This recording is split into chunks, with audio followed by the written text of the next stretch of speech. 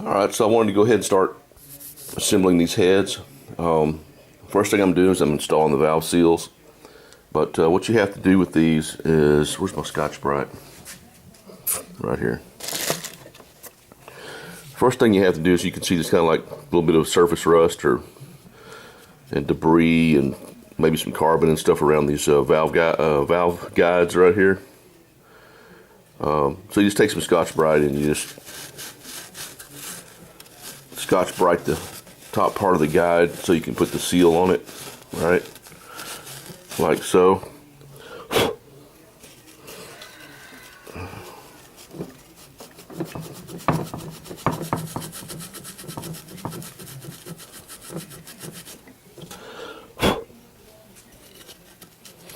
So anyway, so you clean the valve guides, and then you just take the valve seal and lubricate put some oil on the valve guide right here, and then put the seal on it, and then press the seal down like so. I'm not going to put it in because I'm not finished cleaning it. And then just put get a socket that fits over the top of it like that, and just tamp it down until it's at the bottom, you know, so it's all the way flush with the valve guide. Excuse me. And that's it. And you've got the valve guides in, and you're good to go. All right, so that's all I got for this portion. All right. Okay, so a couple of things. I'm assembling these heads. I got back from the shop. They did a nice job on the valves and the seats and everything. I told them I wanted to assemble it. So that's what I'm doing right now. I put the valve guide seals on here, and basically all you do is you just you got to clean the valve guide first, okay, to get any debris or anything off the valve guide. Make sure there's no carbon or surface rust or any of that stuff on the valve guide. And then you just take these seals and you put them on there, push them down as far as you can with your thumb, and then you take a socket that fits on the outer edges of them, and you just easily tamp it down until you feel it seated onto the top of the valve guide. Now there's two different color seals here. You have silver seal and you have a gold seal. The gold always goes on the exhaust, and the silver always goes on the intake. I don't know why they do that. I think they're the exact same, but nevertheless, that's why they do that. I mean, that they do that. So let's see what else. Other than that, that's about it. I wanted to show you on these rod caps. Whenever you take these rod caps off, you can see that black stuff on there.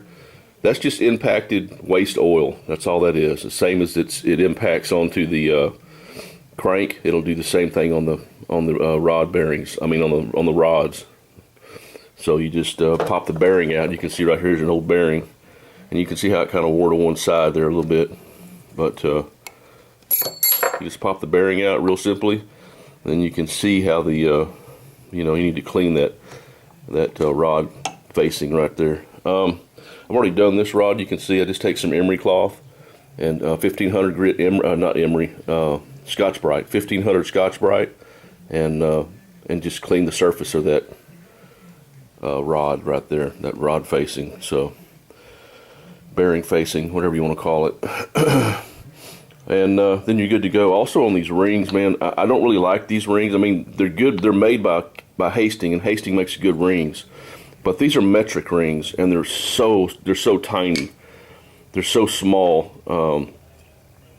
They're good rings, but man, you got to really be careful when you're putting these rings in. And I'll explain that later. But because you can roll these this oil ring, you can roll these right out of that ringland if you're not really careful when you're putting these rings in the block. But anyway, I'll get into that when I'm doing that. Right now I'm just trying to assemble these heads. I've got all the valves in this one cleaned up. Just put a little bit of oil on the valve stem. When you drop the valve in there, just lubricate the valve stem, make sure it's clean, lubricate the valve stem, and drop it in place, and you're good to go. Lube the face of the valve, and you're good to go. So You do have to have one of these to put these valves in. Oh, God. If I get this out of here. So much crap stacked up here. There we go. Knock it all off. That's the way to get it out of there. It's a lot easier if you got two hands. Jesus. I got no place to put anything, man. I'm out of room. All right. So let's just set these over here for now. I need a shop about 5 times this big, I think. All right, so we're gonna need this guy right here. Oh, it's upside down, of course it is. All right, so you need one of these to do these valves. They make a different one that kind of just grabs the spring. Those are such a pain in the you-know-what. I don't even mess with them anymore. But you've got a good description on how to use this thing right here. You know, I mean, I'm just going to show these pictures because I can't do this with one hand. And obviously that rod adjusts up and down to the length of the, or the height of the valve that you need it to be.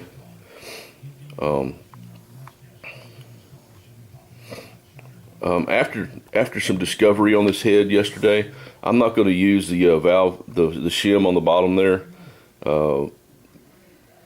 B&G told me I don't need to do that, so they didn't come with any, so I'm not going to put the valve spring bushing in there, so, or shim rather. But it's pretty simple, pretty straightforward. You just clamp it onto the spring. After you get the spring in there, you use that device to push the spring down. Then you put the retainer on it, put the retainer in there, and then you put the locks in.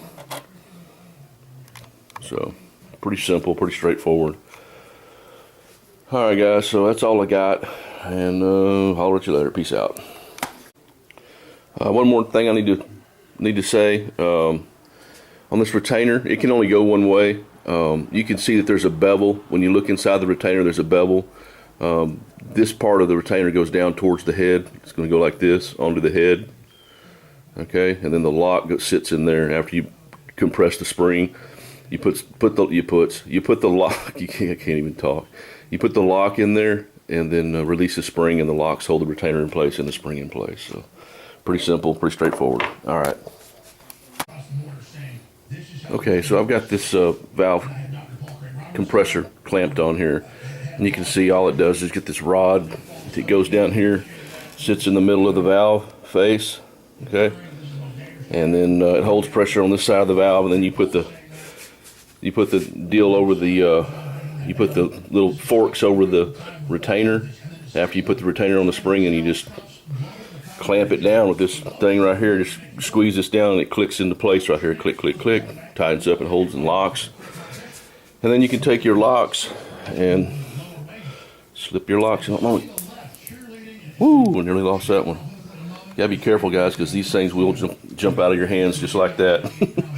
Anyway, I'm gonna clean those locks. The locks just slide in there, and there's a little place on the valve. See right there, little place on the valve, and it just locks into place. You can see where the thing that fits in the little slot on the valve stem, and that's it. You just slide it in there, just like that. Lock it in place, and then release the tension on the valve spring, and you're done. You're good to go. All right. Just wanted to show you how that works. Okay. So the heads are back together. A couple of things I wanted to point out. After you get these valve springs and locks and retainers back on here, you want to take a dead blow hammer and just tap them. Not real hard, just a little bit. I've already done them all, but you want to make sure that lock is seated into that valve stem and that retainer like it's supposed to be, because you don't want to drop a valve in an engine when you start this thing up. Trust me. So yeah, these things are ready to go on the vehicle, ready to be started up. I'm going to paint it. I paint everything. I like stuff that looks pretty. Anyway, I don't ever paint the vehicle or the motor. Sorry, I don't ever paint the motor until I get the block assembled. Okay, so I'll have the heads on.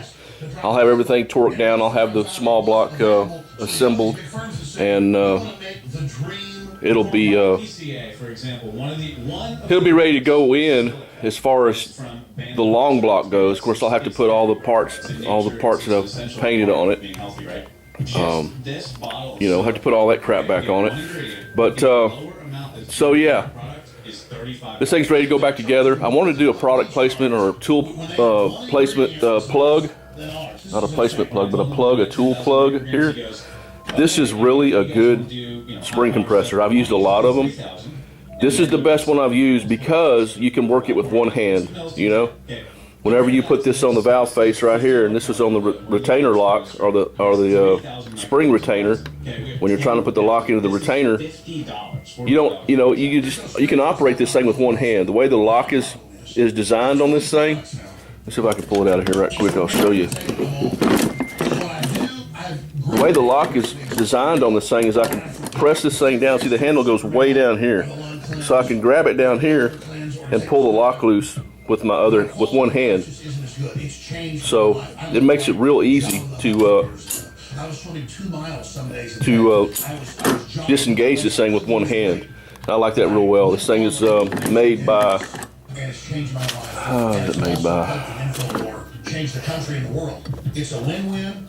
Here, I'll just move this aside right quick. Excuse me, guys. This is kind of a pain in the orifice. I'm going to stop after I do this and clean my garage and get everything ready for me to start assembling this block. Okay, so this is power built, and the model number is 648615. Kit number 6, valve spring compressor. And I ordered this on Amazon. When I did my Jeep, I used the little spring compressor that grabs the spring and squashes the spring together. Those are such a pain in the butt. They work, but this was so much easier, so much nicer. And it makes it a lot easier to take the valves off, the valve springs off the head too. That way you don't have to risk bending a valve whenever you're trying to use a socket and a hammer and knock them out that way, because it is a pain in the butt and you can bend a valve. So the heads are assembled. I'm going to stop and put up all of my tools, clean my clean my garage, and I got to clean all that stuff over there. I got to clean the main bearing caps. I got to clean the balancer shaft. That's the oil pump. I've got a new oil pump. Always put new oil pumps. I've got to clean the lifters, and then I can start assembling this block again and putting it back together. Here is the air conditioner that I destroyed. I've got to take the condenser core, the one on the back, off and braze that hole up that I drilled in the bottom of that stupid thing like an idiot. But yeah, anyway, I just got to clean up now. I got everything ready to go back in. I just gotta do it, man. I gotta do the Nike thing. Just do it. So, all right, that's all I got. I'll clean this crap up and get back to it. Holler at you later. Peace out.